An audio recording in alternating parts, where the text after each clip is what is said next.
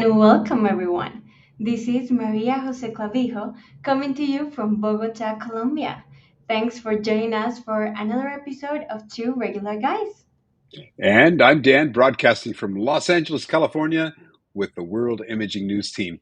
We've had an incredibly news packed month, and with trade show season in full swing, the pace isn't going to slow down anytime soon. That's right then. The DTF Expo just wrapped up in Mesa, Arizona, and ISA is coming at the end of the month in Las Vegas.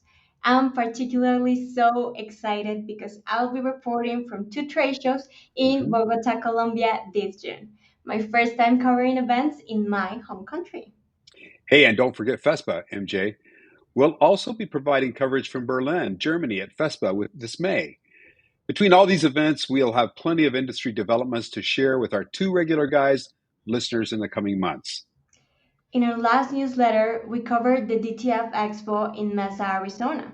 This show was entirely focused on direct to film printing, with many industry colleagues in attendance. Mhm. Notable exhibitors included Roland displaying the YT300, SDS with a variety of DTF products, and our own two regular guys host Terry Combs showcasing his shake and bake system with the Epson SureColor G6070 DTF film printer.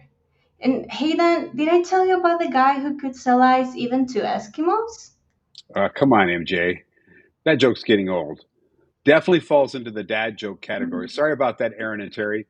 Actually, Terry was extremely busy during my time at the show, so I hope he got lots of sales. Like Terry said, we saw each other for maybe 3 seconds, so it was just a short time. On the second day, I had more opportunity to explore and speak with vendors since attendance was very light that day. I noticed several significant developments worth sharing. First, DTG Connection introduced a new printer called the XTF Pro DTF. This appears to be one of the most advanced and unique high quality units entering the market.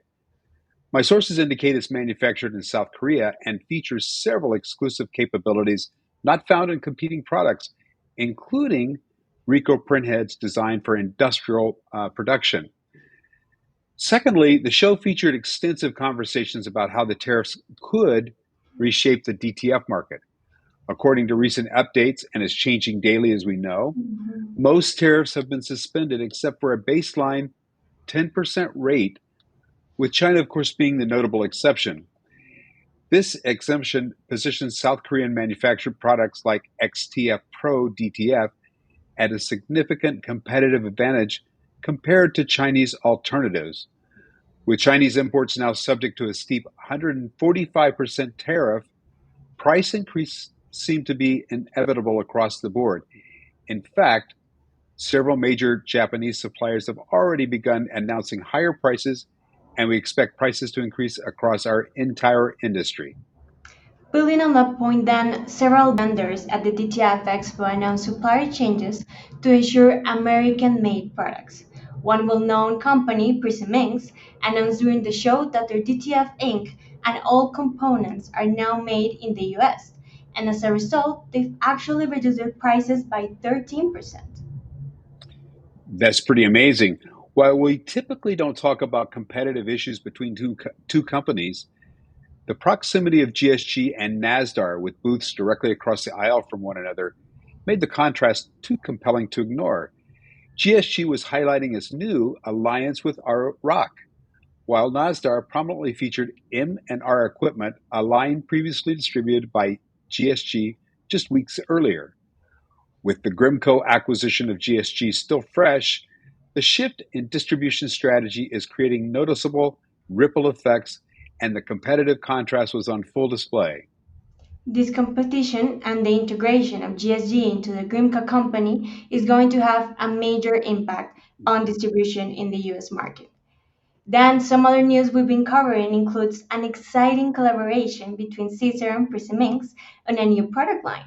There are whispers about the launch of an innovative new vinyl and a new ink formulation specifically designed for the desktop market. It's shaping up to be quite interesting.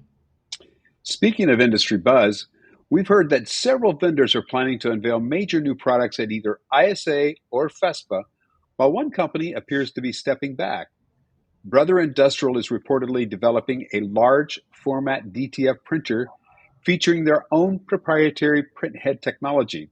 This could mark Brother's serious push into the large format market, especially after their unsuccessful attempt to acquire Roland.